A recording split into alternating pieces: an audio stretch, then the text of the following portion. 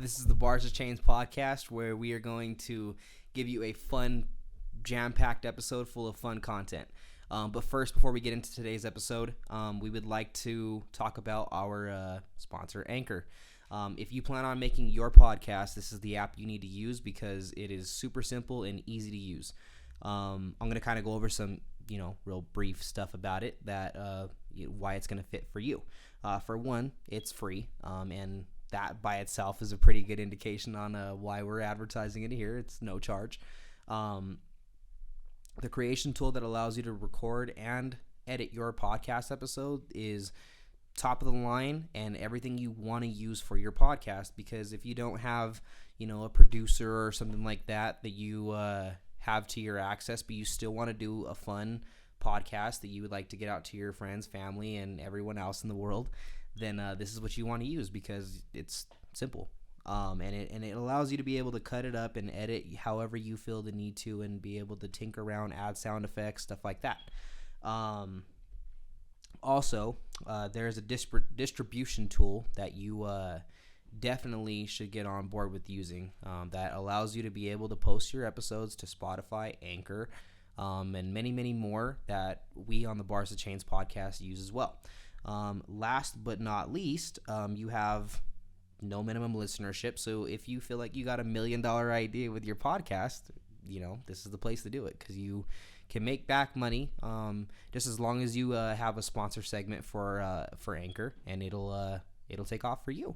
And to cap all that off, do use this. It's super simple to use, very easy, and it's definitely something you want to get on board with.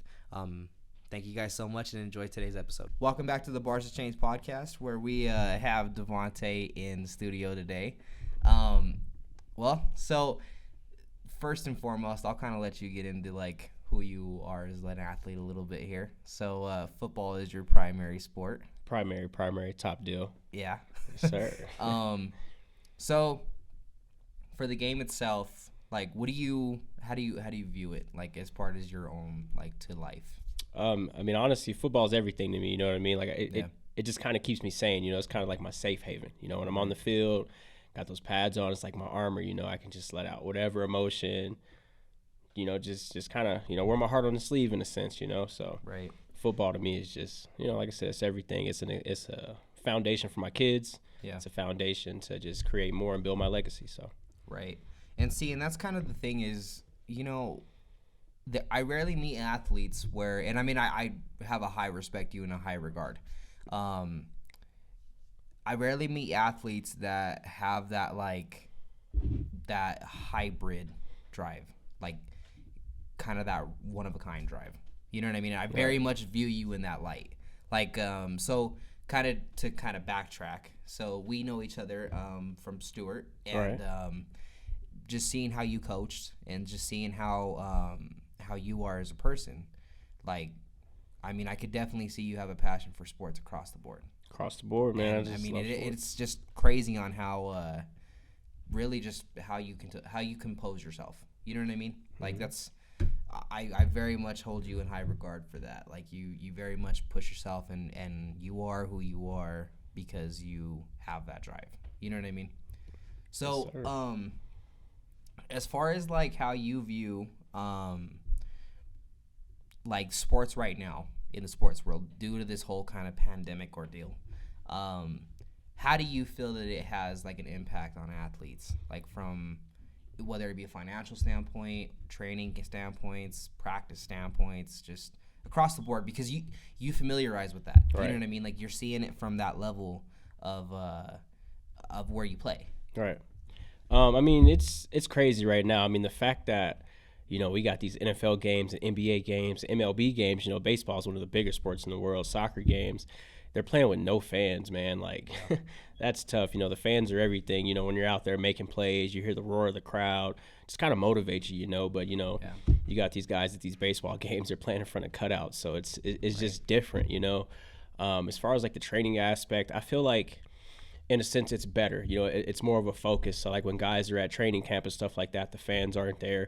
They got to lock in more. They got to perfect their craft a lot more. They just got to pretty much, keep everything professional. You know what I mean? And like I said, the focus has to be there versus, after practices, they go sign autographs, take pictures, whatever it is, that part of the game is now gone, until, life kind of reaches back to, the normal state, I want to say, but that's going to be a long time from now. But anyways, I don't know. It's just different. It's kind of hard to say like exactly what it is, but like what it means to me personally, kind of sucks, with me going to Mexico, playing in front of 20,000 people, I'm thinking going back, is it going to be the same? You know what I mean? Like, I don't know, because making a play in front of 18 and 20,000 people, man, and, hyping up the crowd, it goes a long ways, especially with, keeping you motivated and giving you that drive and just pushing you to be better, because in a sense you do it for yourself, but you also want to do it for them because, with me being in another foreign country, I'm putting on for them. Granted, I'm putting on for my family, my people here back home, but like I'm putting on for them. So right. And so to kind of backtrack, because we didn't really go over like your where you play currently and all that stuff. So just kind of, what team do you play for and what level and all that stuff? Currently, I play with the Caudillos. They're based out of Chihuahua, Mexico. Yeah. It's basically now the top league over in Mexico because they had the LFA and the FAM. Yeah. I don't really know how to say it in Spanish, but the FAM is like Football Americano Mexico. Yeah. And then the LFA is like Liga Football Americano, something like that, But anyways, it's a pretty big deal over there, kind of like how we have the NFL, CFL comparison over there. It's the same deal over there. We have the LFA, which was the top league, which would be their NFL, and then the FAM, which was the second league, but now the top league is kind of like the CFL. So it's major over there. We're on billboards, commercials, we got jerseys in stores, it's the whole 9 yards. So it's being over there and being treated basically like a superstar. It's just different, So now, see, I did we have you put each other on social media, and I saw this post that you were kind of like, when you feel like you made it, for your first interaction to see somebody rocking a jersey with your name on it, like how does that hit you as an athlete? Man, look, honestly, that meant everything to me because honestly, like the day I actually seen it happen, I just walked into the store. Shout out to Sports Garden over in Chihuahua. That's definitely the spot to get everything from. But I walked into the store. I was going there to get some gear or whatnot, for the game that was coming up that week. I seen this big brown box. I asked my guy, I was like, hey, what's in here? He opens it. It's a bunch of jerseys. So I start going through them, and I just noticed that my jersey was in there. So I was just like, I really have jerseys in stores. And then on top of that, right when I opened it, the famous hot chili pepper guy from Tennessee. Yeah. He bought one of my jerseys in front of me, so I didn't really know how to feel about it. It was just such a surreal feeling, and like I said, I never thought that something like that would become reality. It was kind of hard to fathom at the moment, but like I said, the reason why I felt like I made it because where I came from, the grind that I put in, like that moment I knew that everybody that I ever do what I did, that everybody that I do what I do for, that they were proud of me at that moment. You know what I'm saying? Like, I mean, I was happy for myself, but it just, that foundation I was telling you about, it just meant everything, putting on for my last name, my kids have something to look up to and you kind of push forward towards now, so that was major to me. Like, it literally like brought tears in my eyes. Like, as you saw in the picture, like my eyes were a little puffy. So I was legit in it was, tears of joy, but it was crazy. Right. And seeing that's like, I don't live out in Mexico. Right. So like, is that league so much of a following that you would compare it to like the NFL's type following? Is that kind of like how they view it, or they definitely view it like the NFL? Okay. Like I said, we're definitely they don't really. They have like one game out there for the NFL occasionally, and I think even this year they won't even have them. But, that's kind of like the most comparable thing I would think is that like that's professional sports base. You know what I mean? Right. Like that's how I would say that. I would think, I mean, is that kind of like the feel that you have? Like, you feel like you're competing at a high element and people enjoy that level of sports. Most definitely. I mean, it's definitely competitive over there. I do have a slight advantage, being that I've played football for multiple years, Obviously, the first sport over there is soccer. That's the first sport. And, a lot of soccer players over there are extremely dominant, especially when they come here to the U.S. So, like I said, with me having that upper hand and going over there and playing, I bring a different element to the game over there. But at the end of the day, I take nothing away from those guys. Those guys work just as hard as us. They they put everything into it, blood, sweat, and tears, and they compete. They really do. And I've met some guys over there that I could see definitely flourish over here in the States, with no problem. They would be big names if they really put the work in, the effort, and just, gave 100% commitment, but. Now, so in terms of the long-term goal, because you're how old?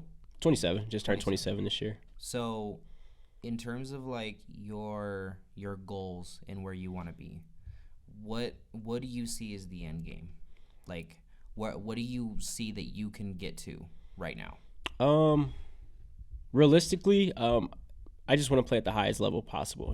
Granted, where I'm at, it may not be the highest level, but it's definitely a high level of play. Right. I've definitely had aspirations of going to play over in Germany in the GFL, over in Switzerland, Italy, Brazil. I definitely want to see the world and let my talents pay for that in a sense, because with being a professional athlete, everything's paid for, everything's covered. They take care of us. So.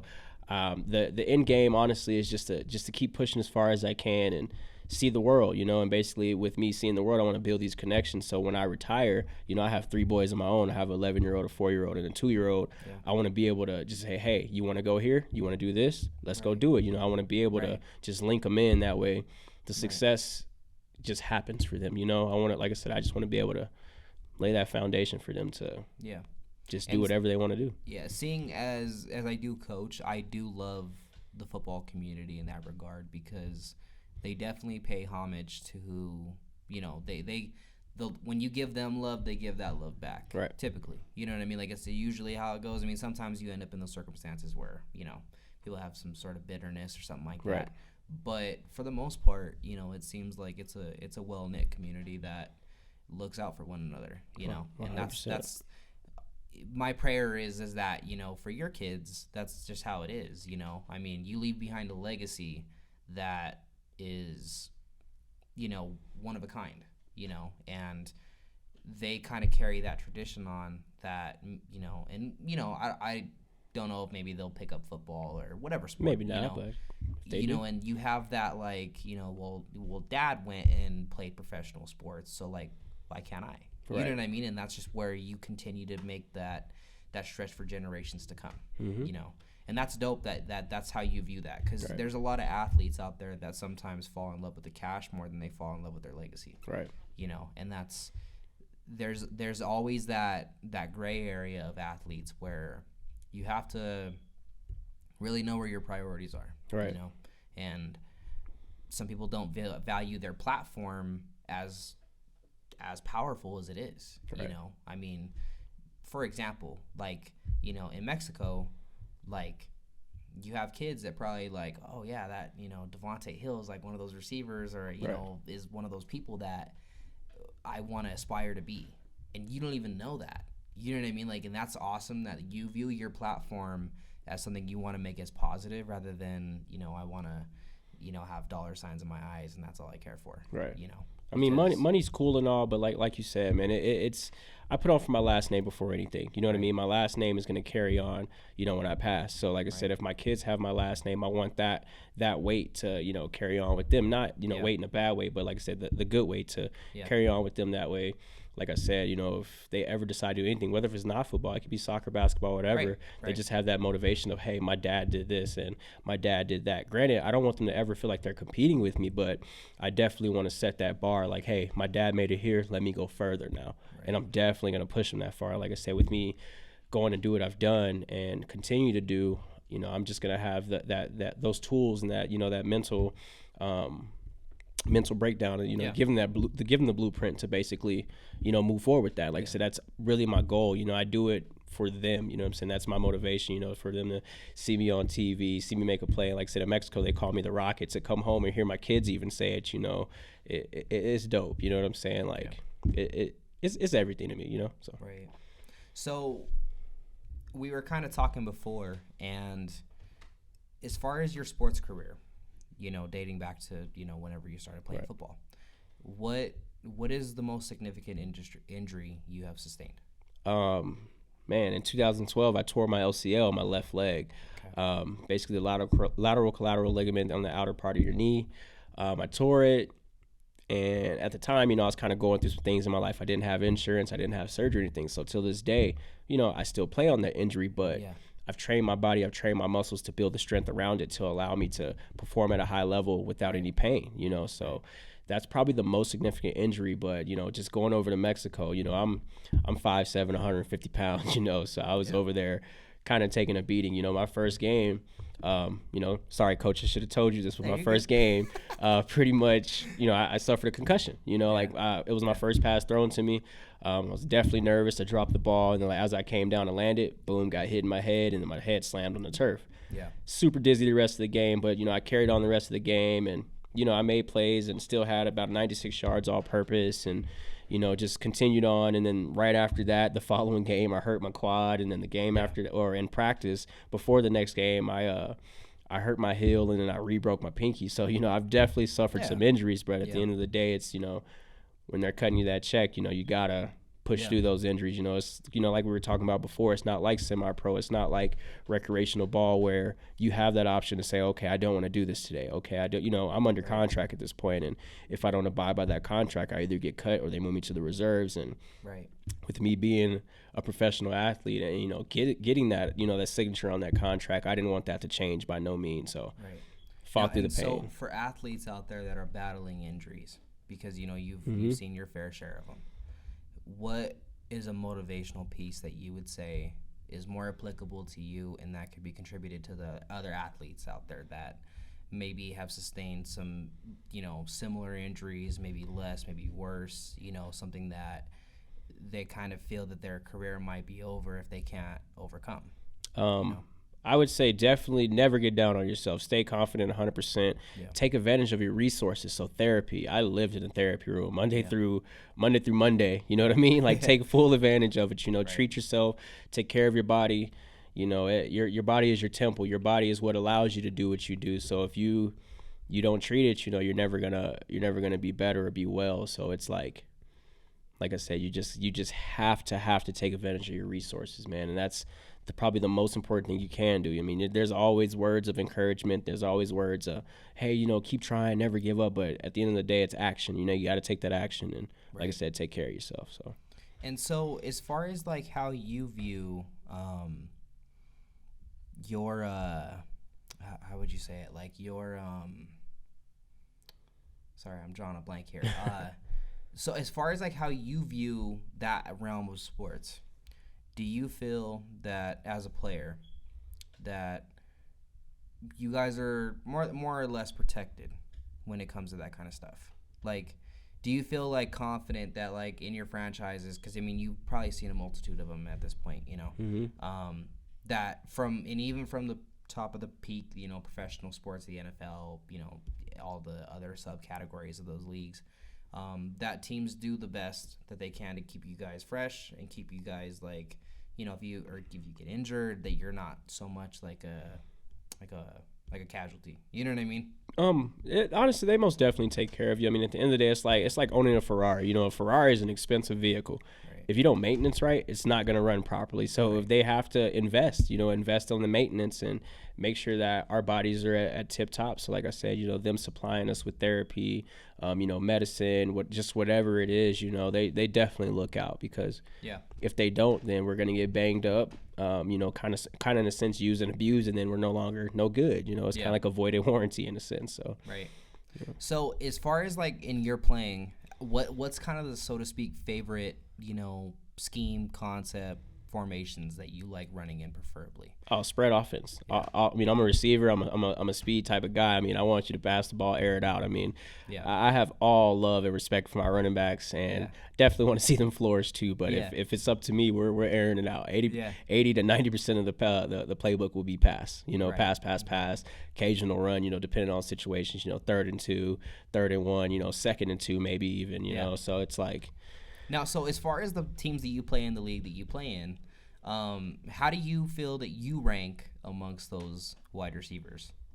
I'm going to easily say I'm a top 10, top 5 guy. You know what I mean? Like, statistically, I definitely was in the top 10. Yeah. I definitely had some unfortunate plays, big plays get called back, and that would have put me in the top 3. But, respectfully and respect to my other guys, I would definitely say I'm top 5, at the worst top 10. So Yeah. I definitely hold myself to that standard. Yeah, and that's awesome that you're looking.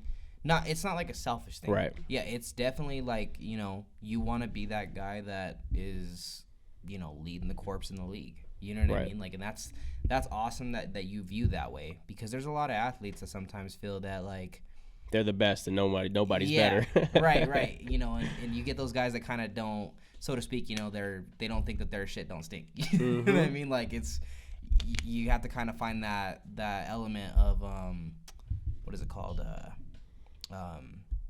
Just humility. You know what I mean? Like, you have to have that essence of like, there's always a way to get better. Right. You know what I mean? And that's awesome that you view that way, because there's some athletes that just don't. And that's something always to hold true to yourself, even no matter what age or what level or whatever, whatever you play or however you play. Yeah, I definitely know some guys that, like you said, think their shit don't stink, they're top dog or whatever, and I'm just like, yeah, all right, my guy, you're all right. Like, let's humble it down a little bit, man, because I mean, myself, in high school, I definitely had the disease of me, is what I would call it. The disease of me is basically just something that a player can have that nobody else matters. I want all the success, I want all the glory, I want all that. But transition over to college and just seeing that there's other guys and other athletes, man, that are able, and you know what I'm saying, they're just top tier guys. So I had to humble myself and realize that, hey, I can be better, because if I don't be better, then these guys are gonna flourish based on my selfishness. So right. And seeing that's kind of like that's the ideal mentality that you want for a player. You know what I mean? Like, that's just really how, for me personally, like I view myself as somebody just growing up playing sports. Right. It's a team sport. Your brothers come first. Facts. You know what I mean? And there's a lot of athletes out there that genuinely don't have that mentality towards that. Is they sometimes view it as, well, it's kind of not necessarily just my team, but right. It's there's some people that kind of view themselves as the main priority of the team, and it's hard to play with. I'm not gonna lie, it's tough. I definitely identify myself as somebody that I can't really work with that. Right. You know what I mean? Like, it just personally. I mean, coming from semi-pro, man, honestly, there's a lot of those guys. Like, a lot of those guys, and there's no disrespect or discredit to any of them. I mean, they should feel that way, but like you said, man, it's a team. You gotta be able to put yourself in a good situation and allow your teammate or brother, however you want to view it, to be in a similar situation. If you're not able to do so, then you're never gonna progress. So I mean, like I said, I just had to separate myself from that crowd, man, and be better and push myself and just understand that I could always be better, no matter what it is. So yeah, I mean, that's just I feel like it's just generally one of those things you just kind of have to I don't know, like, you really have to kind of make it your own, right. As far as working with team and making sure you're one of those players that are capable of being able to work well with others, right. Now, as far as how you are from watching from the outside in to other athletes, do you feel that with everything going on right now that pro sports leagues are handling the whole COVID pandemic correctly? Absolutely. I mean, they're definitely taking all the precaution that's needed. Yeah. Obviously, there's some players, as you can see on ESPN or whatever, that just can't abide by the rules. But it kind of comes with the territory. Some people always think they can get over whatever. But anyways, I feel like the leagues and the commissioners and everything like that, they're definitely taking a proper approach. With the NBA and the bubble, yeah, it's perfectly fine that they're in a college setting. They're able to keep 0 cases of COVID, keep people together. Make sure the nutrition is good. Just everything is just well kept. As far as the NFL, I'm still kind of filling that out because, the rumor was they were supposed to be playing with face shields and stuff like that. Clearly, there's guys out there with just normal. You know what I mean? So it's just. Well, I mean, shit. So it kind of caught me off guard that, like, they had fans in the stands. I didn't know that they were gonna have that. Like, because the way that I was told about everything that was going on was that they were gonna have no fans until it was appropriate to usher them back in. And then, yeah, like you were saying with the whole face shields thing and, like, I mean, the face shields thing didn't really make sense to me because, like, I mean, as somebody that's played football before and, you know, somebody that you've played at a high level, there's, like, I don't understand how you would put, like, a plastic shield in front of your face because, I mean, football is more than just you know the play, you get to the line and run your route. Right. You don't, there's multitudes of communication, there's X, Y, and Z that can go wrong. You know what I mean? Like, it's definitely a weird setup. I mean, the face shields that I seen them have, you know, obviously a regular visor is normal, but it was supposed to be a visor and like a bottom mouthpiece. Yeah. But the bottom mouthpiece is like, it's like a plastic net. You know, there's still holes in it, so like saliva or sweat, whatever, can get in and out of it. So I mean, it's just so, like, you know. I mean, did you watch the Kansas City? And I did. Yeah. So I mean, just based on the face shield idea with Andy Reid. Him having like no visibility, I'm like, Zero. If you put that in a football helmet, I mean, that's a huge like hazard. I mean, just being real, like, I mean, I know that you can kind of get fog on your visor, but like to have one over the whole part of your helmet that's a little dangerous, man. It's tough, man. Because I mean, if you're especially like, I mean, from a performance standpoint, you got to kind of like see through it if your face shield fogs up, and hopefully you got to tell and you don't lose it. You know what I mean? Like, but like I don't know. Like when I saw the concept for them, I was like, I don't see how this works. Like, there's too many like communication things that I would see as an issue. You know, you're talking, and I mean, where your voice is supposed to be at is, you know, the helmet sits right here. Right. You're not going to be able to get that audio through. It's like a gas mask, it's just hot breath, pretty much. It's tough.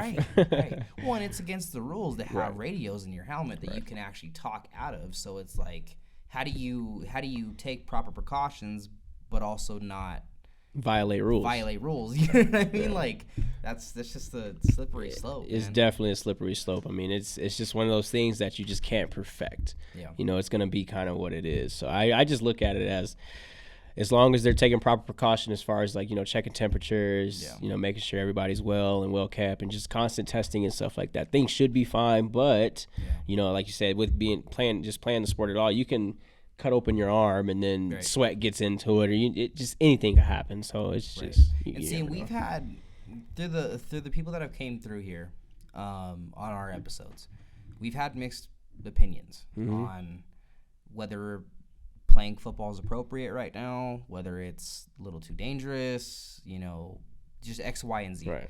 And it's tough because from an athletic standpoint and to professional athletes, you're pretty much like, this is your livelihood. You know what I mean? So it's like basically the same difference between whether you are making money or you're not. You know, and that's I don't like the argument that like, oh, they shouldn't be playing because it's potentially dangerous to their health. Right.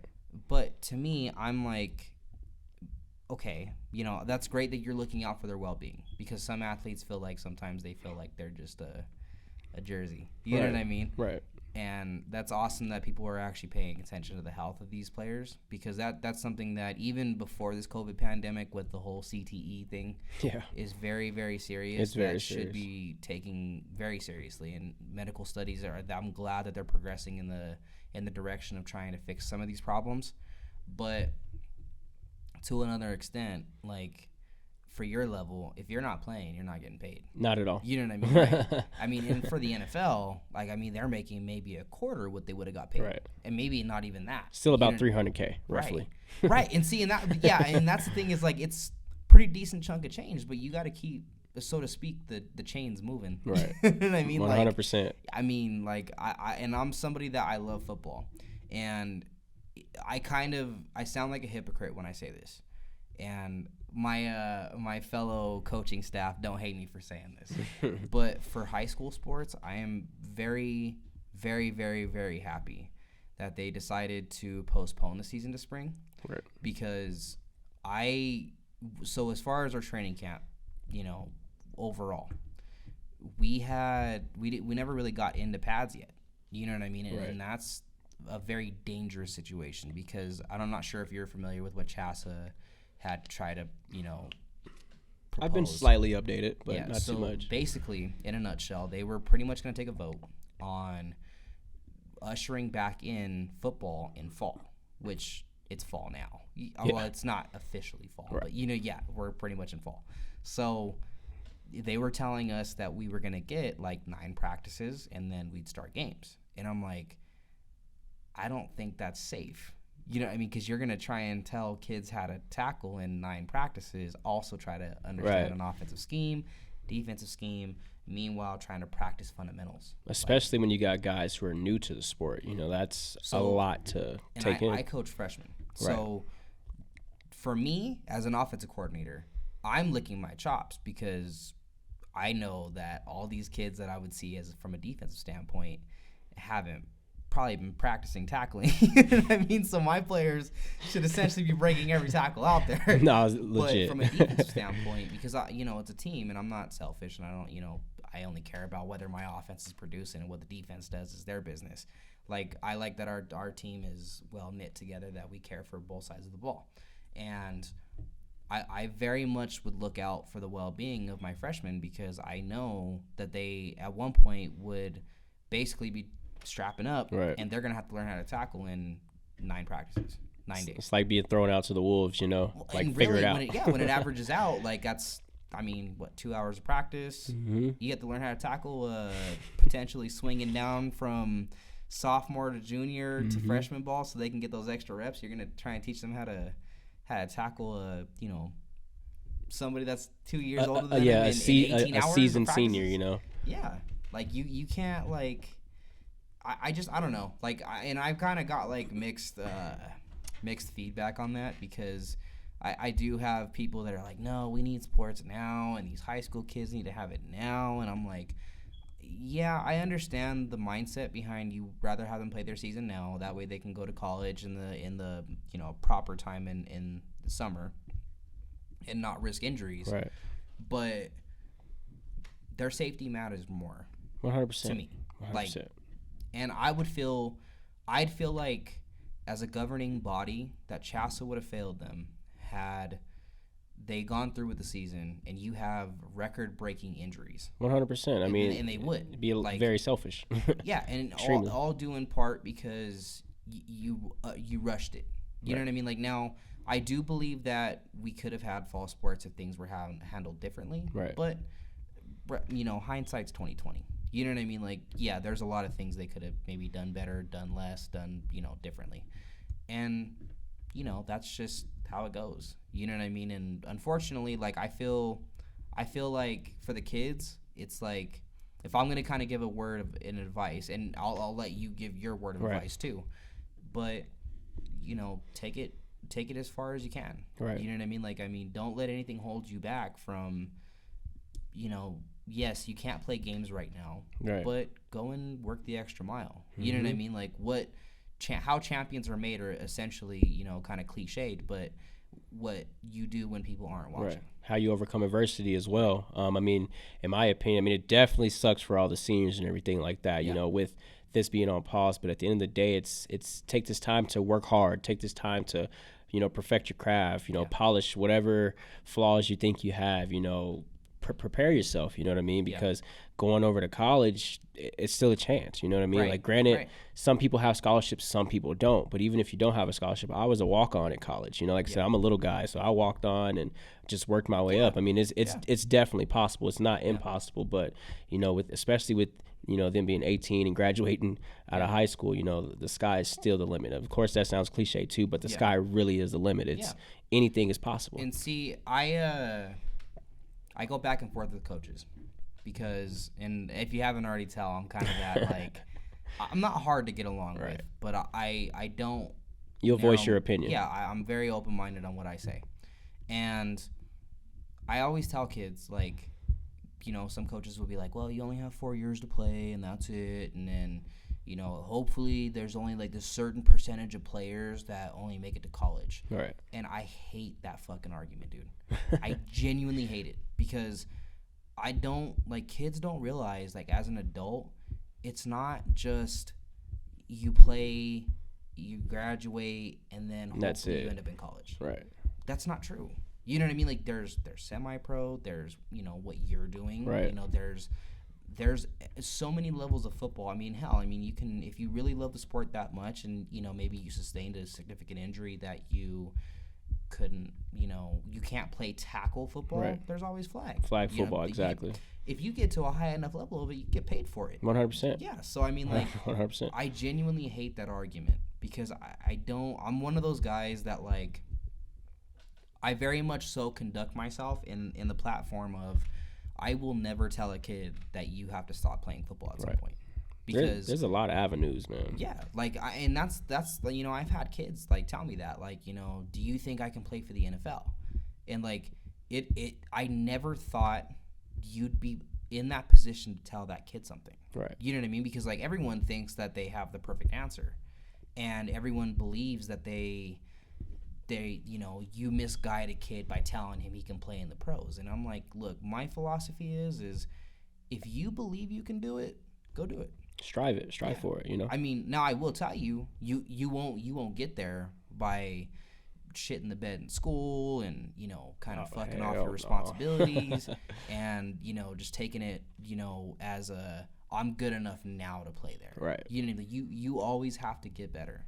And that doesn't matter. It doesn't matter what level of football you play. I mean, it's all facets. I mean, it's spiritually, mentally, and physically. You know what I mean? You got to be 100% collected to strive and move forward, just period. Like myself, like I said, I had my trials and tribulations coming up. But at the end of the day, learned from it, got past it, started to move above it, and then started to flourish. And like I said, I don't even feel like I'm at my peak yet. I'm 27 and I'm still pushing for more. And like I said, with them being younger, they're far from their peak. So it's it's like keep going, keep pushing. Don't just because you hear a no doesn't mean it's over. Just because someone says you can or you can't doesn't mean you shouldn't try harder or not try at all. And that was my problem growing up. Obviously I'm not the tallest guy around. So, you know what I mean? So like I had to work. Short lives matter. Yeah, I had to work the extra mile to get what I wanted. You know what I mean? And half the time, even when you outworked the guy that was 6'2", 6'4", you're still gonna, from eye candy from coaches, you're still gonna lose that battle. Right. And I value those kids on my team that I coach even more so, because I'm like, look, yeah, you're not as tall as, Jane Doe here or whoever, but you don't understand how important you are, because you're kind of the heart and soul. Right. You know what I mean? Because if they see the smallest kid working hard, the tallest kids are going to understand that anyone could take my spot. Right. You know what I mean? Like, and this spot isn't given. Like, you got to earn your keep. 100%. And that's kind of like, kind of going back towards what I was talking about before. Like, I very much tell my kids, you can play at whatever level of football you want. Whatever you want to set out to do is what you're going to do. Now, the road to get there you may take a couple detours, and you may not get to the final destination. A lot of detours. But I can tell you this much: if you put in the hard work and you do what you can, you're gonna see out what you want to see. Facts. Like, I mean, I can tell you right now. I mean, yeah, from your standpoint, would you love to play in the NFL? Oh, 100%, yeah. But your passion for how you play for the Caudillos, I'm sure, is as much as you value as if you were playing for the NFL, because Literally. You know that you're still playing football at a high level. You know what I mean? Like, and that's the most important thing, is that you're doing what you love. Exactly. And you're getting paid to do it. Exactly. You know what I mean? Like, I mean, that 1%. Awesome. So it's, I mean, like you were saying, I mean, just, kind of like how guys look up to, Odell Beckham and stuff, over in Mexico, like you said, kids that, and I might even know it, kids look at me and they're like, oh my gosh, like, he's so great. That's my favorite player. Odell Beckham, you know what I mean? I'm that guy. Like, so they call me the Rocket over there. Like, when I score touchdowns, I do backflips and stuff. So it's like, that stuff to them is just like, it's fresh to them. Yeah. You know what I mean? Like, they just haven't really seen it, at least in where they live. Yeah. So I mean, it's everything, to a lot of people. And like I said, me being a little guy myself, like I said, I have to work harder, because when I line up in front of a 6'2", 230-pound corner, it's not an easy battle. It's something that I have to literally finesse the entire time. So it's like, you got to keep fighting. You got to keep pushing, because can't be. And also too, for a lot of people too, I always try to tell them, don't be afraid to be told no. It's like, if you work your hardest and you put in 100% and you really give it everything that you have, and you get told no, that's an honorable no. You gave it everything. You know, if you have, I mean, I don't want to say you have nothing more to give, but if it gets to that point where you feel like you have nothing more to give, you know you gave everything, you know what I mean, at that point. So it's like, it's an honorable no. It's like, hey, I gave it my all, you know, what's next now? It ain't that it's over, it's what's next, you know, so. Right.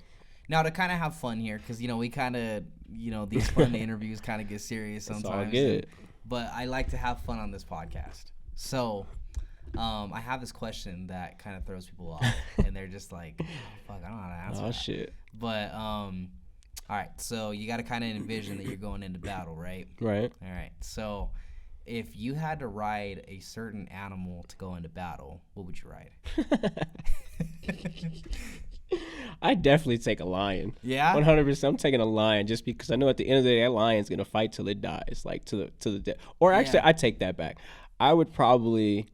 It'd probably be well, no, it wouldn't be hard to ride like a great ape or something like that. You know, like a great, because I just know a great ape's gonna fight hard, like hard as fuck. Like you gotta beat the fuck out of it. You gotta beat the fuck out of it to win. I think in the other ones that I've had, I believe one of the answers I got was elephant. Mm-hmm. And then I can't remember the very first interview we did. I have to go back and look at that one, but.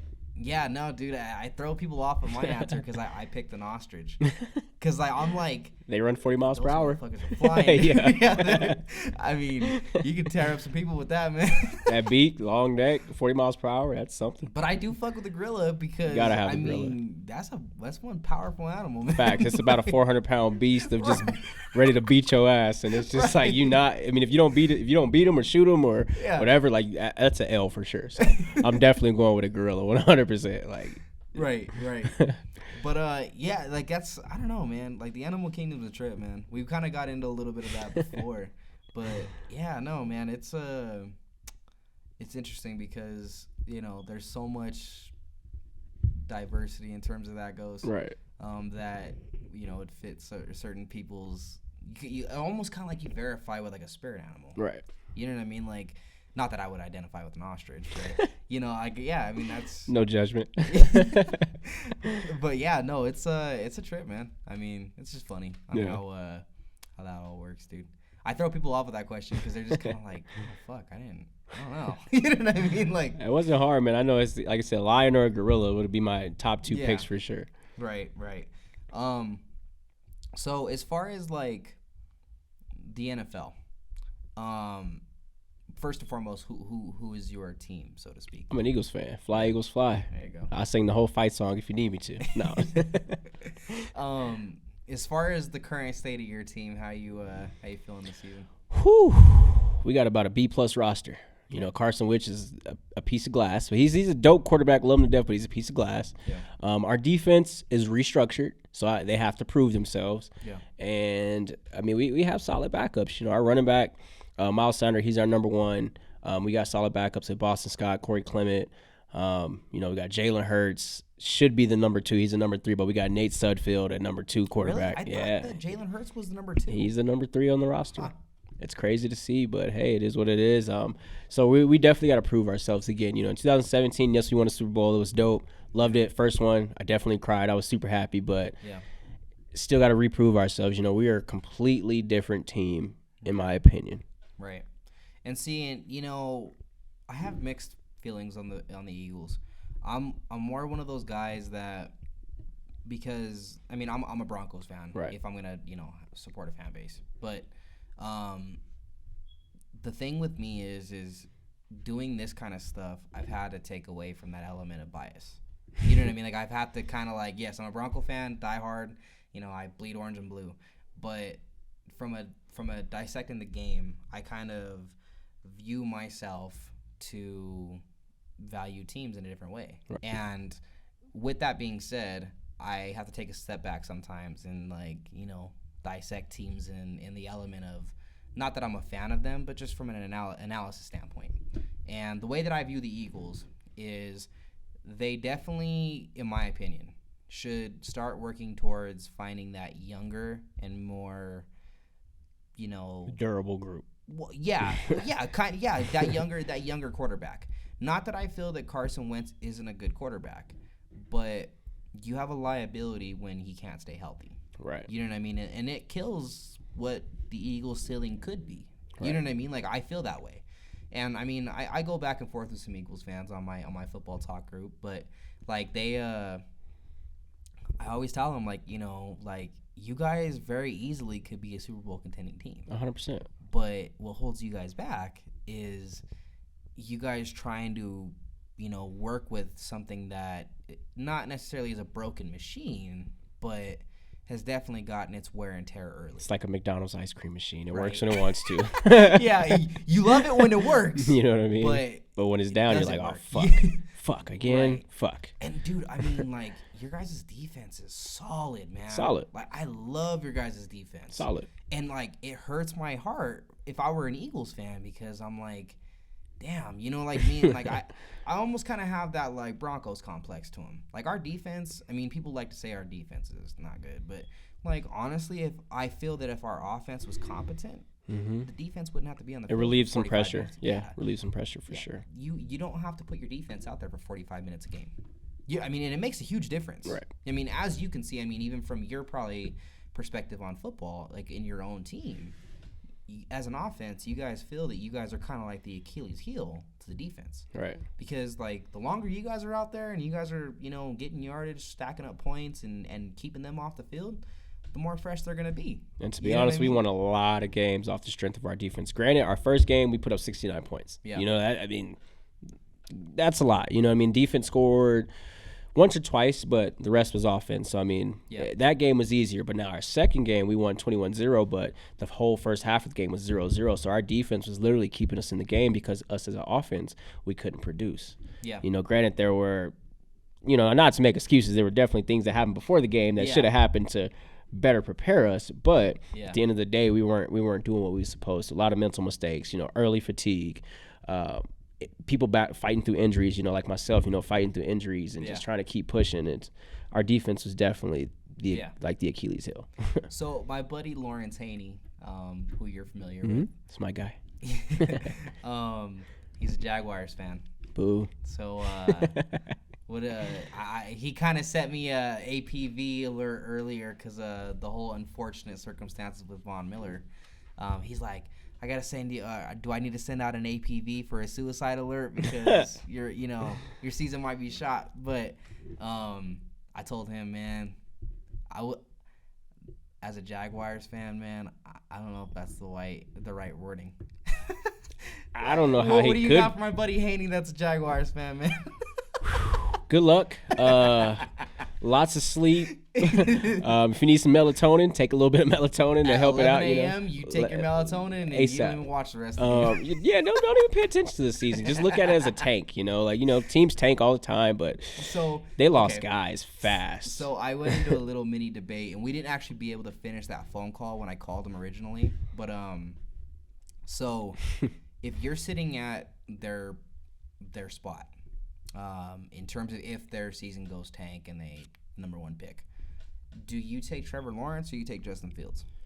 Because I talked to Haney, and Haney's like, bro, I don't want Trevor Lawrence.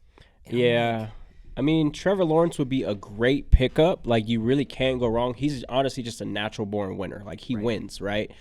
But you really, I mean, it's kind of hard to say because Justin Fields is an athlete. Yeah. Justin Fields is more of your dual threat, but he wants to be a pocket passer, right?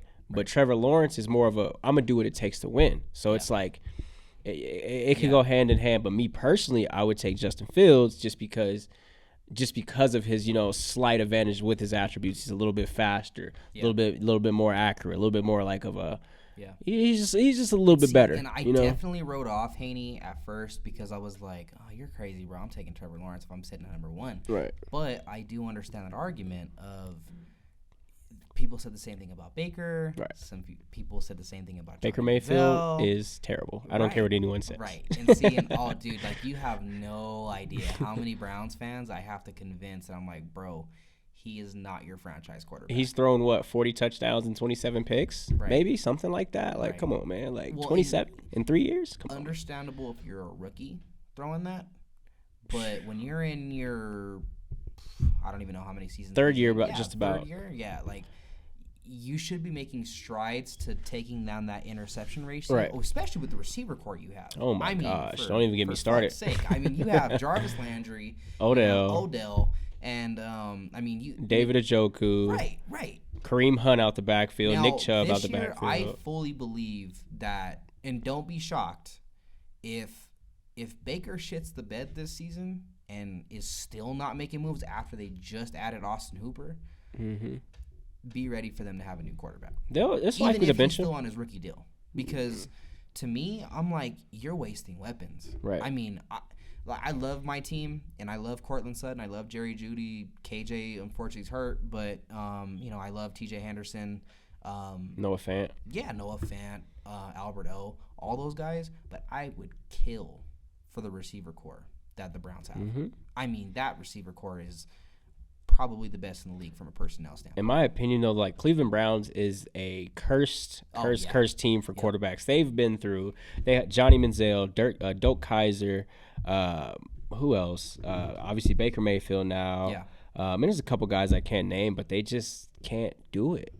Like just can't. That quarterback just can't get in the system and flourish. So I mean, it does suck, but at the end of the day, it's like Baker Mayfield. Come on, buddy. Like your number one pick. You got to live up to some hype. But I will say, in slight defense for him, even though I'm not the biggest fan, Peyton Manning still to this day has the rookie interception rate. Like what he throw, 18, 19 picks, whatever in the rookie season. But look at him, Hall of Famer, 2 Super Bowls later. Great career. So I mean, it's possible for him to, overcome and move forward. But right now, it's just not looking great for him. Maybe he needs to go to Jacksonville so Haney can have a little bit more of a risk taker, and maybe they could do something positive, But if you ever talk to Haney, dude, just say the name Gardner Minshew, and he'll try to kill you. I don't get me wrong. I like Minshew, man. I mean, granted, he's a cowboy out there. He's just gonna do some things. He's a little gunslinger. Like he's gonna do some things, but in my franchise, opinion, nah. He is arguably one of the best backups you could have. He's Chase Daniels. So the way I would compare him, and I mean not from like a career standpoint, and even really from a collegiate standpoint, but just how he comes off the bench. It's kind of going back in time, but the backup to John Elway was Bubby Brister. Mm-hmm. That's how I view him. He's kind of like you were saying, like that cowboy type dude, where it's like he's not gonna destroy games for you. Right. He'll As take a some risks. starter, he could easily do Mm-hmm. that. But from a backup standpoint, he's the guy you want back there, Mm-hmm. because I think that, in my opinion, I don't think Gardner Minshew views himself as a starter. Right. If you want my honest opinion, like I don't even think anybody views him as that. Like no one really has a high ceiling for him. You know what I mean? Like I know what you mean. Yeah. And it's I unfortunate agree. because he doesn't really even have the best receiver core to be, throwing to anyway. You know what I mean? Like it's not like you have like a prolific running back that can save you, a good solid receiver core, and in the offseason you just unloaded most of your defensive weapons. And offense too. I mean, losing Leonard Fournette is major. Right. That's major. I mean, he was definitely a workhorse, and he was definitely somebody to depend on. But like he said, though, it got to a point where he was tired. Like he didn't want to be the only guy. Like he was okay with being the guy, but he didn't want to be the only guy. So now, from like we're talking the basement of the NFL. Mm-hmm. From the ceiling and the rafters, who do you feel is most poised to be lifting up the Lombardi at the end of the season? Ooh. Assuming there is a Super Bowl and all that stuff. To be honest, I mean, I don't want to see it happen, but I would not be surprised if Cam Newton takes him all the way. Really? Reason being, he's so much more hungrier. He's with a coach who basically took Tom Brady, was the 199th pick. 2 decades later, 6 Super Bowls, whatever it is, made him in something great. So he's in a great system that now Bill Belichick can expand with, because with Tom Brady, there was no quarterback draws. There was a lot of boot outs. There's not like a lot of that stuff. So it's like now he can just expand and do more. So that's my sleeper right now, is like Cam Newton and the Patriots going all the way. That's my sleeper. You know what I mean? I mean, I definitely want to see my Eagles in there. I mean, obviously 2 different divisions, so it's possible to see that again, but I can just see that happen. Like I can see them definitely winning the AFC. It's something that can happen. I mean, granted, Tampa Bay is the favorite right now, but there's a lot that comes into play. Yes, it's Tom Brady, Mike Evans, Goodwin, Gronk, Leonard Fournette, whoever, but it's now a whole different system because people got to understand that Tom Brady was in Bill Belichick's system. He's not like Peyton Manning, where Peyton Manning can go anywhere and run his stuff. You know, Tom Brady has to adjust now to what whoever's calling the plays. See, I've had mixed feelings on Tampa Bay because, in my opinion, that science project can go either really good or really bad. Extremely bad. Yeah, and I mean, like, and people are kind of like, well, it's a safe bet. Like, you're gonna have the best quarterback as far as from an IQ standpoint back there, and that's a fair statement. But here's the thing: is, and I know people hate this argument because I remember watching the Tennessee game live, like, and people are like, oh, well, that doesn't define him as a quarterback, and you're right, it doesn't. Right. But here's the problem: is I witnessed a team that wholeheartedly maybe shouldn't have belonged in the AFC Championship game. I mean, from the way that they were kind of, so to speak, dissected from Kansas City. Now, that is a pretty big bar to overcome.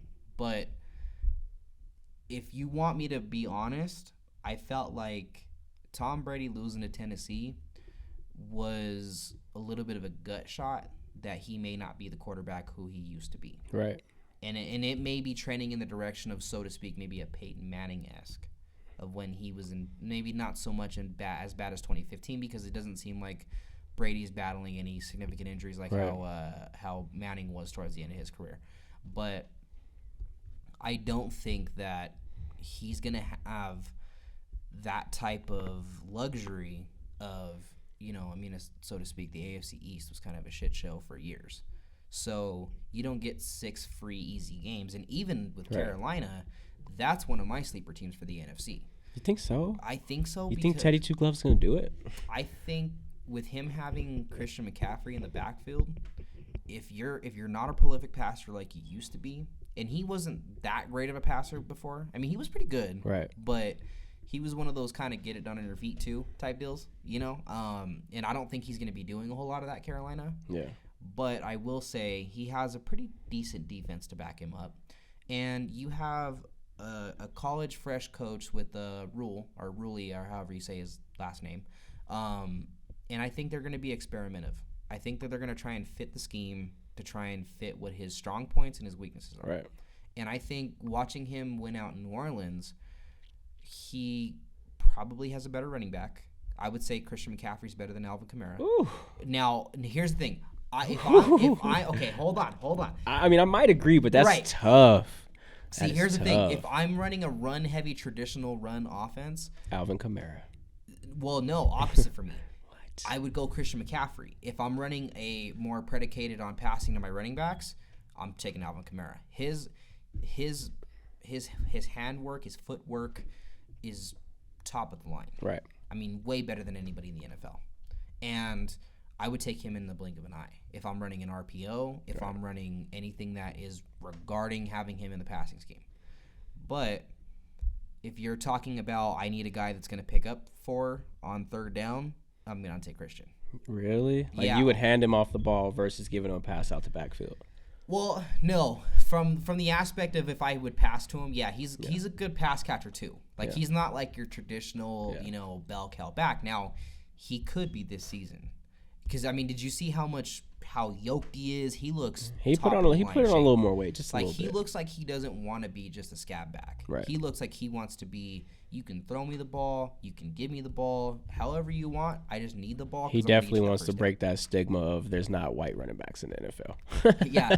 See, oh man, I'm curious on how he does it, man. Because I mean, he's definitely the pinnacle of that team. Right. And unfortunately, we've seen even the greats, so to speak, like Barry Sanders, Walter Payton, where you don't have a dynamic passer for you to, I don't even think anybody can really think of the Detroit Lions quarterback from Barry Sanders' days. And you end up in situations like that. Now, Teddy's a lot better. Right. But I can say this much. Teddy either has a really decent ceiling or he has a low ceiling for what he can do at quarterback. And I hate people that kind of come over here and they're like, oh, no, he's going to be as good as he used to be. And I'm like, there is never going to be a situation where Teddy Bridgewater is as good as he used to be. Right. I mean, when I watched him in Minnesota, I thought this dude's like the next generation of quarterbacks. Right. And unfortunately, that was really sad to hear. I mean, from just an analytical standpoint, watching him sustain that injury that he did at that training camp was very heartbreaking, because I feel like his career, definitely there is a butterfly effect to if he doesn't get hurt. You know what I mean? Like, he could have very easily still been in Minnesota, and Kirk Cousins would have been wherever else. Right. And that was their guy. You know, I mean, that was who they were gunning for to be the guy for the next 10 years, you know. But I love Teddy, and I genuinely wish that he does great things in Carolina. You are battling in a tough division, though. Now, to kind of go back to what we were talking about with Breeze, your division isn't a pushover. Right. I mean, even with Atlanta, like, Atlanta's probably the third, fourth best team in that division, you know, or, well, so to speak. Like, they should be top dogs, though. Right. See, I'm glad that I finally see somebody that agrees to that, because people are very heavily sleeping on what Atlanta can do. I've heard the argument that they're like, oh, well, Todd Gurley's not a good running back. And I'm like, you're high, bro. Right, yeah. Sick. Right. Like, the dude is a hell of a running back. Most definitely. And, like, I just genuinely feel like they did not give him the best of circumstances, even in the big game that he played in against New England. And to be honest, you're playing against New England. I mean, you know what I mean? Like, it's not like they were playing the Chiefs or someone that was a little less dominant from a defensive standpoint. But New England was, you're pretty much like bar for, you know, I mean, premier defenses in Super Bowls, you know, playmakers, people that are going to take care of it. I mean, you have one of the best coaches on the other sideline. And at that time, the Rams head coach was pretty new to the league. You know what I mean? Like, I from my opinion, I think that they just got outcoached, if you want me to be honest. Now, 100%. As boring and as slow paced as that Super Bowl was, it was definitely one that I'll remember forever, because it was just a defensive battle. Mm-hmm. And I felt bad for Gurley, because I think that they hadn't really exposed him to running the ball as much as they did during the season that year. And they didn't. It was unfair for them to just kind of put it on him to make or break that team, because I don't think that they had complete trust in Goff that he was going to be able to carry them. I still secretly think he was injured. Yeah, I've heard that rumor too. Yeah, I've heard that. And I'm curious to how they use him in Atlanta. I think he'll be more of a pass catcher. Like, he's definitely going to run the ball, but they got Devante Freeman.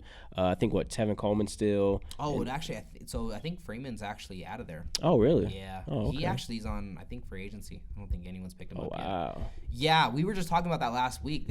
My buddy was shocked. He's like, nobody signed Devante Freeman? And I'm like, I don't think so, dude. Last I checked, he was on free agency. And I think even when I did my draft, I did kind of like a lookup on his on where he is, and I saw FA as the that's tough. Never mind then. I mean, they still got Tevin Coleman, but that's tough. I mean, I'm shocked that they don't have him over there, because he's kind of like the great value brand of Todd Gurley as far as a pass catcher. I compare him more to Marion Barber, man. He was he did the damn thing for sure. Right. And see, and that's kind of the thing is, I'm one of those kind of people that, like, I don't know, like, I have a high ceiling for some teams that just are undervalued.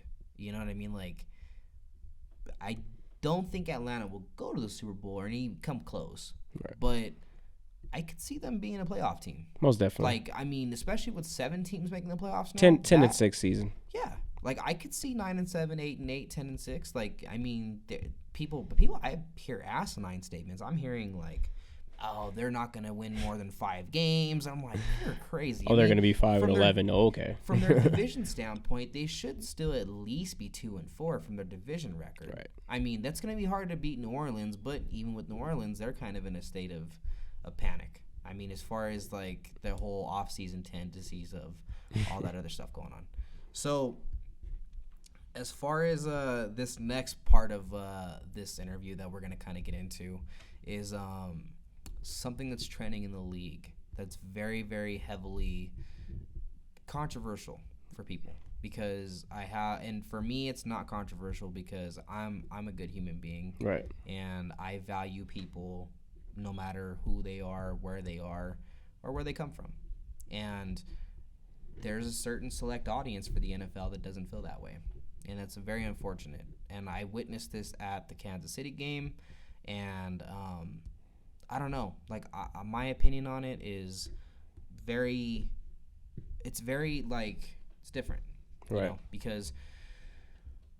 So, I think you kind of understand. No, I yeah, I already and know. so, my family's background is I've had a lot of family members that have been on the other side of the law, and have my family background kind of stems from having people that have gotten in trouble with the law and have, you know, served in law enforcement. So, and you know, I kind of have gotten some backlash from family and even friends and stuff like that because I sit where I stand with it. And these racial inequality things are very something I view need to be addressed. And not even from a standpoint of just it has to be political, but because it's just being a good person. And people get mad because I'm totally perfectly fine with people protesting in the way that they have. And you know, from somebody that has that platform that, you know, you're pretty much exposed to, you know, and you can kind of chime in on stuff like that. And from even, you know, being that you play in professional games, Right. you know, you have that opportunity to do that too. And you know, how from a player's aspect and from as a player to audiences, how do you feel towards that movement, and how you value your platform to voice your opinion? The movement's great. I mean, it's definitely, you know, shining some awareness, actually a lot of awareness to the situation. Yeah. It's unfortunate that people kind of, you know, basically misconstrue the movement, you know, as in, oh, they're being babies, they're being whiny, you know, whatever. But it's like, you know, this is something that's gone on for X amount of time. You know, we know how long it's been. But my personal platform, you know, when I do get the chance, I'll definitely try to mention something. But like being over in Mexico, it's a little harder to talk about, just because, you know, there's very few black men or, you know, people of color down that way. I understand that. But at the end of the day, you know, just being there, you know, I fortunately I don't have to worry about anything like that. You know, they embrace us, they welcome us, Awesome. they make us feel very, very comfortable. You know, because my other teammates in the other imports is basically how they label us. We lived in a house, big old mansion, pretty nice or whatever, and you know, people would come, you know, bring us food, they would show us love, you know. When we're at the malls or whatever, you know, they'll like I said, they'll just welcome us. So it's like coming back home and then basically having to deal with it in a sense. It's tough, you know. So like I said, if I were able to voice more, you know, I would definitely, you know, help as much as I can. But you know, my job, you know, as just being an individual, is just to educate the people closer to me and basically get them to understand the bigger vision of the movement. Because you know, you have those people who are just, it's just embedded in their head. You know, it's, you know, cultural type deal. You know, it's just generation, you know, just instill that they're going to be that way, and that's just what it is. You know, so it's. I don't want to say it's selfish. It's just a lack of wanting to understand. You know, the lack of wanting to be educated. So, like I said, just using not necessarily my platform, just using my own personal knowledge on it, and like I said, just keeping my friends up to date. You know, I hope that they can take this information and, you know, pass it on to their family. You know, their you know, their elders or whatever that may not understand, you know, what we go through on a daily. You know, being able to, you know, not necessarily being able to go outside, know if we're coming home, you know, the same day. And it's just something I hope that, you know, as time goes on, the movement continues to be more and more important, you know, just gain more and more light. And, you know, I'm trying to figure out the best way to say it, but I guess just become more important to people. Just understand that we're all people. We all bleed the same. We all breathe the same air. You know, we all want the same thing, and that's just to live a good life and be happy and, you know, just move forward. And see, and that's, so I think the thing that bothered me the most about the Kansas City and Houston game, that was terrible, was I genuinely was disgusted with when they were, you know, and they weren't even kneeling. Right. Like, Locked arms, standing side by right. side, no flag involved. Like, Yeah. it was like, It wasn't even during the anthem. you know, You know what I mean? Like, it, and I genuinely was disgusted and disheartened that in the crowd noise I can hear boos. right. And I'm like, and immediately my rebuttal after that. And normally before, when I would not necessarily propaganda, but I would chime in on, being okay with the kneeling and Right. all that stuff. People were like, "Oh, it's disrespectful to the soldiers, and it's disrespecting the nation," and it's like, none of that's accurate. Right. Now, I have yet to hear a single peep about the boos. Right. They tried to justify the boos too, Right. saying that it was the opposing team.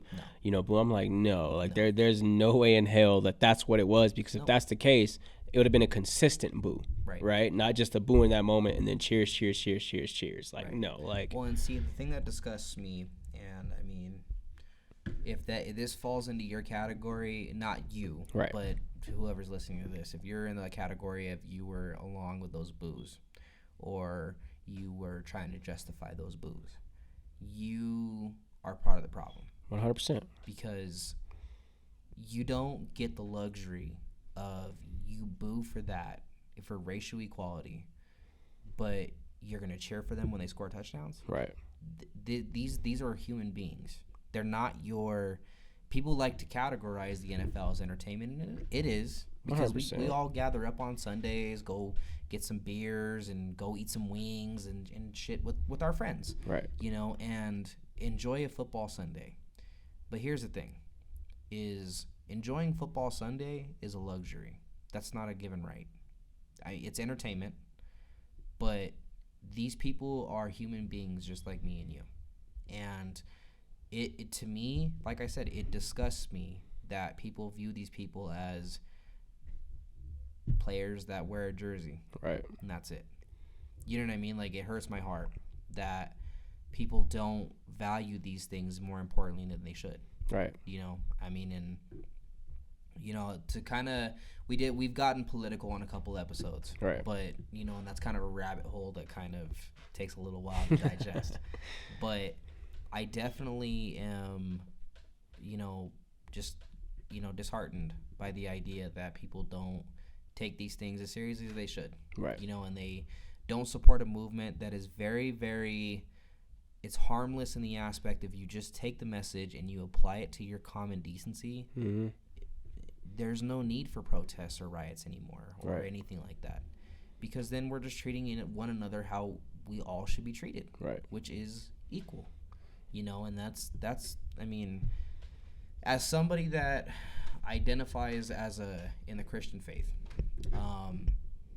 I value an atheist the same way I would as a Christian brother. Right. The same way I would value, a white friend, a black friend, an Asian friend, however. I don't judge people. Right. And, like, people think that this stigma is, oh, well, you judge people because you think they're going to go to hell or something like that. Yeah. And I'm like, nah, it's actually really not like that. Like, however people choose to follow their path in life, I'm all for it. Now, do I conduct myself in a certain way? Yeah. 100%. But I love you no matter what. Right. No matter where you go in life, no matter what. Right. I'm always going to be a friend, a good neighbor, a brother, however, Right. And that's just, my propaganda is love. That's what I care about most. And I genuinely hate the idea that people feel that they are entitled to propaganda the other way around. Right. All because they feel that it violates their political views. Right. And I'm very proud of the fact that that you sit the way that you do, and that it's not necessarily not your problem, because you Right. play in a different country, Right. and those people have different values, and they have maybe a even better value system for who people are, and that's awesome that even from an international level that you view people and the troubles that we're having in America as something you would like to help with. Right. That's awesome. So, definitely keep trucking in that. That's something that you need to hold true to yourself. because people don't realize that the platforms that they have can be used for good. 100%. They should use them for good. 100%. To kind of get a little fun and a little off topic. A little less touchy. Yeah. So have you heard about the whole situation with Odell Beckham Jr.? Like I have and I haven't. I try. Like I've paid attention, but I haven't at the same time. I've seen the memes, but it's funny. The Twitter world is crazy, man. And I'm not somebody that hates on the female, hustle, but it's I don't know, man. This whole this chick Selena Powell, man. She is I don't want to say a Colorado legend, but she's Colorado known. Yeah, I'm kind of like born, raised, and abused. It shouldn't have been her, man. Nah, like, for we got real. so many people with an awesome platform out here, and like it frustrates the hell out of me, dude. Selena is you know what? I'm not condoning to what she does. Yeah. But I salute her at the same time. Like, she is proud of what she does, and she conducts herself in the manner to attract the eyes of people like Odell Beckham. So it's like, hey, do you, boo? You know what I'm saying? Right. In that sense, like, hey, do you? Right. You know what I'm saying? I ain't mad at you. I ain't telling you to stop, but yeah, just stay over there with it. You know what I mean? I think I don't necessarily have a huge issue with her from the aspect of her as a female or doing what females would love to do. Right. You're talking to a bunch of major celebrities, right. superstars, athletes. I mean, now she has her own podcast with No Jumper and all that stuff. That's cool. Right. But salute to her. I think from the aspect of like, I think she kind of goes about her business a little dangerous. Very dangerous. I think is very kind of what turns me off from what she does. Right. Because in her, it's not even really a profession. It's just, you have guys that talk to girls. That's just the way it goes. But you kind of exploit people in a dangerous way where, I fear that one day she may mess with the wrong one. She's definitely going to get herself caught up. Not even from a life-threatening right. type deal, but from a financial aspect. You got to be careful with the way you use your platform. Mm-hmm. Because, and I don't know. I don't know if I really buy the whole story with Odell. Like, Odell's a weird guy. He's a weird, odd individual. Yeah, he's definitely unorthodox. I will say that. But I don't buy it that, to the extent. And honestly, like I said, I'm not misogynistic or nothing like that. But the girl that's claiming all that's true is not the prettiest female around. Yeah, she's don't come at me cheap. Great value. Yeah, I definitely would not buy it that someone like her is talking to Odell Beckham Jr. You want to know something that it might throw you off a little bit. Till this day, I still think Odell Beckham might be gay. Nothing wrong with it. Yeah. But he is a soft individual. Yeah. Soft. I was going to say moist, but I don't want to use the word moist. He's a soft individual. So it's like, if he is, whatever. I have no issue with that. But it's like, honestly, man, you never know. I've kind of always viewed him as like the Playboy type. You think so? Yeah. Hugh Hefner kind of? Not even that. Like, not necessarily as cool as Hugh Hefner, but like, I think I just kind of view him as like just a ladies' man. You know what I mean? He could like be. The prototype person that, probably gets a flock of women at them and, probably has those weird kinks to them that they just don't get off. He reminds me of Prince. Yeah, exactly. Exactly. Like you can tell like they probably have a little weird fetish to them because weird as hell. They're so used to probably having females just throw themselves at him that it's like you probably are a little weird. Now, I don't know if getting pooped on is the weird that I'm looking for, but I don't know. You get these people that are so high in celebrity values and athleticisms and whatnot, and they just have these weird things. Like I say, he's definitely a little odd. I feel bad for the dude, man. Like part of me does. Right. He's a little bit of a head case, and not even a little bit. He's a head case, but he's such a generational talent. Right. That I value that could have been the greatest wide receiver ever. Could have been. And very easily could have been had he had the right direction and the right steering and the right coaching staffs being more positive influential to his career. I feel like if he'd have had the right guidance and stayed out of, I mean, there's really no way for him to stay out of the spotlight, but just maneuver in a way where you're not always in the spotlight, because that hurt him a lot. As a predominant Broncos fan, I hate this team, but the best team that he could have went to, that I feel would have put him in the right direction, and maybe have kept some pieces in, like I said, a butterfly effect. But if he would have gone to New England as opposed to Cleveland, where Cleveland, they're just going to let you do whatever the hell you want. Right. I don't even know who the hell the head coach is. It used to be Freddie Kitchens. And it was Freddie Kitchens. Yeah, I don't know who it is now. And, I don't feel that they are steering him in the right direction to be that elite level Hall of Fame talent. Right. And I feel that had he gone to New England, he very easily could have that structure. Because Randy Moss was a loose cannon when he got there. And Randy Moss said, I want to win football. I want to be, not that he already wasn't at that point, but he knew that there was more to football than just being the top-notch receiver. Right. He's like, I want to be a champion. Right. You know, and that's what I feel that Odell's missing, is he doesn't have that person that can make him a champion and make him who he wants to be. And that's kind of, I don't know, I feel like hopefully at one point he gets that. Unfortunately, I fear that if he stays in Cleveland, that he's never going to see that. Right. And I think he's going to be that guy that woulda, coulda, shoulda. And unfortunately may not see his career out the way that people maybe wished he would have. I mean, he could be as great as Randy Moss, but minus the championship. Now, Odell's still fairly young.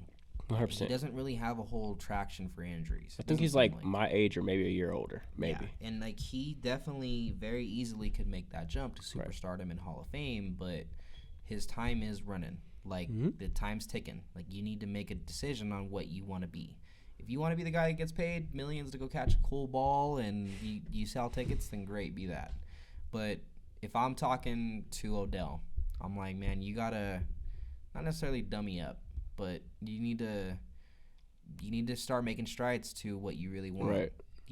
Because you have the talent and you have the gears that most receivers pray that they wish they had. I mean, you're making catches that some of these kids in college can't even make. Right. You know what I mean? You still got the engine to be able to do Nerf that. ball catches. Yeah. and you're doing it, and hopefully he gets the right direction. Now, to kind of go full circle in this interview, who is there any words of advice you got for people that are trying to go from semi-pro ball now to try and make that jump to where you're at right now? Invest. And what I mean by that is, a lot of people don't know is, before I went to Mexico, I mean, yes, I played semi-pro for X amount of years. I put my film together. My semi-pro film looks pretty good. But what I would say is make that investment, because like I said, a lot of people don't know is I paid that $500 to go out to Mexico for a week, to be there, to show them in person that, I am who I say I am. I am who that I put on film. Yeah. And I wasn't afraid to be told no. You know what I mean? That comes with the game. I mean, millions of athletes that even participate in NFL camps get told no, get cut every day, and get signed to practice squads. So it's don't be afraid to invest in yourself. Trust that you're able to do it. And as long as you do that, the rest will fall in place. Like I said, you might get that no from here, and then somebody could be at that camp watching you and sign you to another team, I mean, yeah. Literally after my 1 week there, I mean, granted, I signed after my first practice, thank God for that, but I had a couple other teams, contact me. Hey, we would love to have you here. And I was like, well, I just signed. I'm good where I'm at. I wanted to take advantage of where I was. So just invest, and also take it serious. A lot of guys in semi-pro, they smoke, they drink, they do whatever. They drink and smoke before a game. Cut that shit out. Cut that shit out. That shit's dead. You're not going to get anywhere doing that. You know what I'm saying? Me, it took me a while to stop drinking and smoking and doing whatever I used to do, and till this day, I mean, I'm happy to be sober. You know what I mean? I have the energy, I have the confidence, whatever, so that'd be my biggest words of advice. Just invest, and then treat yourself as what you want to be. If you want to be professional, hold yourself to that standard. Right. And that's awesome that you value yourself that way, and you have words of wisdom that people do. I feel that they should take to heart. I know a lot of guys that are trying to make that jump to get back into the pros or trying to get paid for what they want to do rather than, they got to pay a fee to go play, Right. And that's just, hard work and dedication pays off if you value hard work and dedication more than your talent. Right. The best things aren't given; it's earned. And like I said, if Right. you gotta spend $1 to make 20. So. Right. Well, Devante, it was awesome having you in here, man. These episodes go by so quick, man, and I love the conversations that we have. And hopefully you can kind of get back into football here soon out in Mexico. And if you haven't checked out Devante's film and game tape, and actually, where can we access that? YouTube for my Caudillo's film, it'd be Devante Hill mid-season Caudillo's film. I post a lot on Instagram. It'd be D_Hilly HILL 18K, or you can just follow me on Facebook, Devante Hill DEVANTE HILL. I'm not one of those guys. If you add me, I'm gonna add you back. So I just want you to stay updated, and that's where you can find everything. Sweet. Well, I hope and we will put the link in the bio on our YouTube channel. Yep. And for all our fan base out there, we love you guys so much. We hope this message reaches you guys in good health and in safety. And again, thank you, Devante, for coming on. Yes, sir. Appreciate you for having me. I hope that you have a great season this upcoming season, man. Yes, sir. Thanks, man. Peace.